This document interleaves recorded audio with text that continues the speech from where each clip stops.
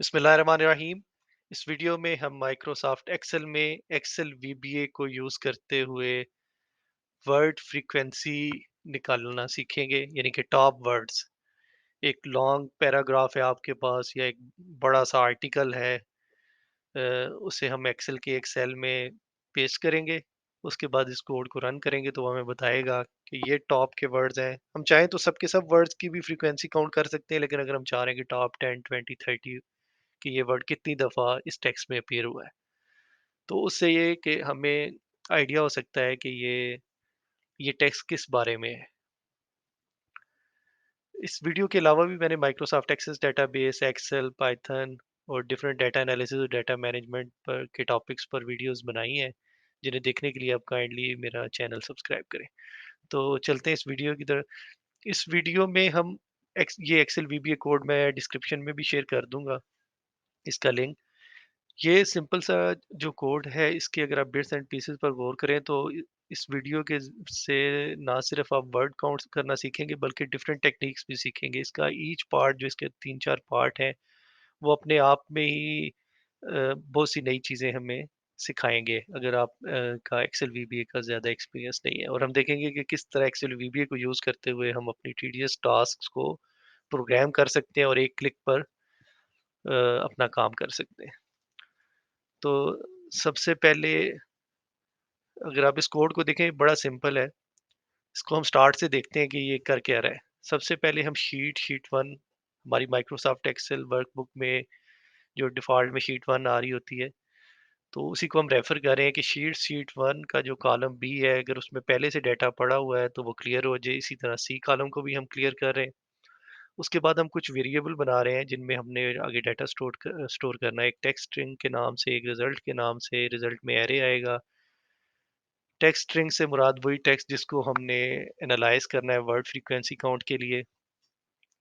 Text string हमारा पड़ा कहाँ पे है? ये पड़ा है जी सेल्स 1, यानी कि पहली रो और पहले कॉलम में। यानी कि A1 में जो वैल्यू पड़ी है वो हमारा टेक्स्ट है। उस वर्ड फ्रीक्वेंसी काउंट के हमें ऑनलाइन कुछ टूल्स भी मिल सकते हैं, लेकिन ये जो हम कोड है, जो हम इसको हम ये हमारा कस्टमाइज सॉल्यूशन होगा। मतलब आप वर्ड काउंट करते हैं तो टॉप 20 के वर्ड में हो सकता है दी, इन, ऑफ, एंड इस तरह के वर्ड आ जाएं। तो उनको हम रिमूव करना चाहेंगे, तो वो सिंपली हमने नेस्टेड रिप्लेस के फंक्शन से उन्हें रिमूव किया हुआ है अपने टेक्स्ट में से। ये देखिए, अगर कॉमा है तो कॉमे को मैंने नन के साथ, यानी कि कॉमे को बस सिंपली आप रिमूव कर दें। जहाँ जहाँ भी फुल स्टॉप है उसको भी आप रिमूव कर दें, ये कॉलन को। उसके बाद आगे चलते हैं, दी के वर्ड को दी विद स्पेस मैंने किया है, उसको मैंने रिमूव किया है और उसकी जगह मैंने कहा कि आप एक सिंपल स्पेस रिप्लेस करके ऐड कर दें। इसी तरह एंड, ये इसके बाद स्पेस डालने का मकसद ये है कि ये इस तरह के जो लेटर्स हैं, टी एच, ये किसी बड़े वर्ड का पार्ट भी हो सकते हैं, जैसे आई एन आई, ये मीनिंग का पार्ट हो सकता है। तो हम ये नहीं चाहेंगे कि वो उन वर्ड्स में से ये लेटर्स रिप्लेस हो जाएं। ये इटसेल्फ एक कंप्लीट जो इंटेंडेड वर्ड है वही होना चाहिए, यानी कि एंड का वर्ड ही होना चाहिए। इस तरह and, to, that, in, said, he, she, इस तरह के आप जो भी मजीद भी वर्ड आप इस लिस्ट में ऐड कर सकते हैं सिमिलर पैटर्न को यूज करते हुए। उसके बाद रिजल्ट को हम स्टोर कर रहे हैं स्प्लिट का फंक्शन यूज करते हुए। अब जो हमारा टेक्स्ट है उसे हम स्प्लिट कर रहे हैं वर्ड्स के अंदर, और यूजिंग स्पेस, यानी कि हर स्पेस के बाद जो जो वर्ड है वो एक सेपरेट वर्ड बनता जाए, वो स्प्लिट होता जाए। उसके बाद हम क्या करें, फॉर का लूप हमने यूज किया, L bound to U bound. ये देखें, बी के वेरिएबल में मैंने i+1 किया है। इसका मकसद क्या है, क्योंकि मैंने इसको यूज करना है सेल रेफरेंस में, और जो सबसे पहला इंडेक्स वैल्यू होगा इस एल बाउंड में वो जीरो होगा। तो जीरो तो किसी सेल का रेफरेंस नहीं हो सकता, तो वो तो स्टार्ट होता है 1 से, तो उसमें मैंने 1 ऐड कर दिया। अब ये देखें, सेल्स बी, यानी कि पहला सेल दूसरे कॉलम का, यानी कि बी कॉलम का, उसकी वैल्यू क्या होनी चाहिए, जो रिजल्ट आ रहे हैं लूप में से, रिजल्ट आई, यानी कि पहली वैल्यू पहले सेल में आ जाए और इसी तरह चलता रहे लूप अंटिल कि वो कंप्लीट हो जाए। तो बी कॉलम में जो हमारे ये वर्ड स्प्लिट होंगे उस टेक्स्ट में से, वो पेस्ट हो जाएंगे। उसके बाद हम क्या क्या कर रहे हैं, उसके बाद हम कर रहे हैं कि शीट 1 का जो कॉलम बी है, जहाँ पे हमने ये टेक्स्ट पेस्ट किया है स्प्लिट करने के बाद, उसको हम कॉपी कर रहे हैं और कॉपी करके हम कॉलम सी में पेस्ट कर रहे हैं। इसका मकसद क्या है कि डुप्लीकेट्स उसमें से रिमूव हो जाए। यूनिक हमने ट्रू रखा हुआ है कि अब यूनिक वैल्यूज उसमें से वहां पे आ जाए। उसके बाद हम दोबारा से फॉर का लूप लगा रहे हैं। ये देखिए वर्कशीट फंक्शन इधर से, ये जो पार्ट है इससे आपने हमने सीख लिया है कि हम किस तरह से कॉपी पेस्ट कर सकते हैं यूनिक वैल्यूज को।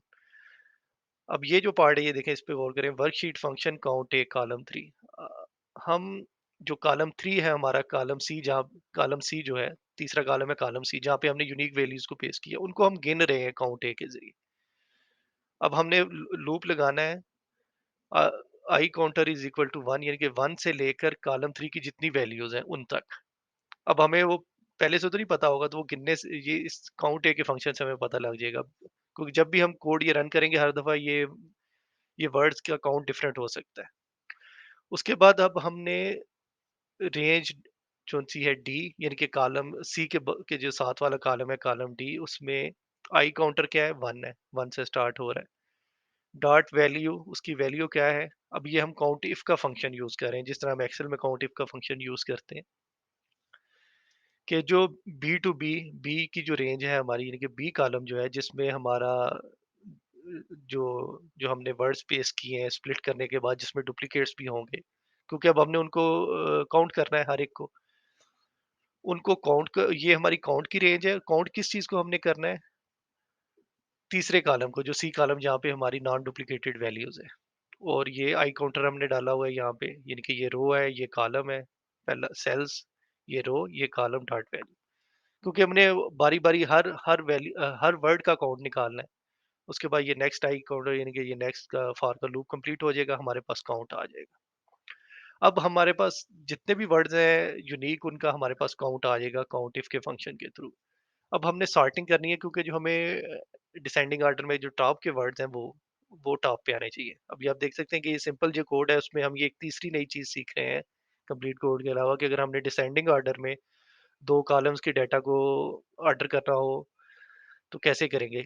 सी टू डी में हमारा डाटा है, और जो कॉलम डी जहाँ पे हमारा काउंट आ रहा है उसकी बेसिस में हमने इसको सॉर्ट करना है डिसेंडिंग ऑर्डर में। तो ये देखिए इस कोड के थ्रू हमने इसे डिसेंडिंग ऑर्डर में कर। अब हम ये num2 का एक वेरिएबल बनाया। अब हम जो हमारा चौथा कॉलम है, जो कॉलम डी जहाँ पे हमने काउंट निकाला हुआ है, उसको हम गिन रहे हैं, देख रहे हैं कि उसमें कितनी रोज हैं, और ये हमने इसमें इस वेरिएबल में हमने सेव कर ली। इसका मकसद क्या है, इसका मकसद ये कि हम टॉप 20 जो हमारी मोस्ट जो वर्ड्स हैं, जो उनकी फ्रीक्वेंसी है, सिर्फ उनकी देखना चाह रहे हैं, बाकी का जो डाटा वो हम डिलीट करना चाह रहे हैं। तो कॉलम सी से लेकर डी में C21 टॉप यानी कि C20 तक का डाटा रहे, और C21 से लेकर डी और num2, यानी कि जब जहां तक कॉलम फोर में वैल्यूज हैं वो ये इस वेरिएबल में हमने सेव की हुई है। तो इस तरह से ये हमने ये रेंज सेट की है, यानी कि ये टेक्स्ट कंकैटिनेट की है टेक्स्ट फॉर्म में, क्योंकि ये हर दफा डिफरेंट होगा, ये नंबर चेंज हो सकता है। तो ये अब हम यहाँ पे कोई हार्ड कोड तो नंबर कर नहीं सकते थे, तो इसलिए डॉट क्लियर कंटेंट्स के उसको डिलीट कर दो। तो अब हम चलते हैं इस कोड को एक दफा रन करके देखते हैं। ये हमारी एक्सेल फाइल है, ये देखें, ये हमने टेक्स्ट, अब चाहे जितना मर्जी लंबा टेक्स्ट हो उसे कॉपी करें, डबल क्लिक करें इस सेल में A1 में और पेस्ट कर दें, वो सारा यहाँ पेस्ट हो जाएगा। ये पेस्ट हुआ। अब हमने अपनी मैक्रो रन करनी है। ये किसी बटन को हम असाइन भी कर सकते हैं, मैं डायरेक्ट यहाँ से कर रहा हूँ रन। देखिए, ये देखें, ये सारे के सारे वर्ड्स आ गए स्प्लिट होके, और ये टॉप 20 के वर्ड्स रह गए जिनका हमने कोड अकाउंट निकाला है। ये देखें, ये 20 वर्ड्स है, बाकी का भी काउंट निकला था लेकिन वो हमने डिलीट कर दिया है। उस पार्ट को, कोड के पार्ट को डिलीट कर दें अगर हम चाहते हैं कि सब के सब वर्ड्स का हमारे पास काउंट आए। मिनिस्टर का वर्ड 13 दफा आया है इस टेक्स्ट में, ये तो इससे हमें कीवर्ड्स हम एक टेक्स्ट में से निकाल सकते हैं, और दूसरा हम आइडिया लगा सकते हैं सिर्फ इन वर्ड्स के थ्रू ही कि ये जो हमारा टेक्स्ट था या आर्टिकल था ये किस बारे में था। तो ये बड़ा ही इजी और सिंपल कोड है, जो कि कितने सारे स्टेप्स को, कितना बड़ा काम हमारा सिर्फ हम एक ही क्लिक के थ्रू कर सकते हैं। कोई क्वेश्चन हो तो आप कमेंट्स में पूछ सकते हैं, और वीडियो को काइंडली लाइक करें और सब्सक्राइब करें। Thank you.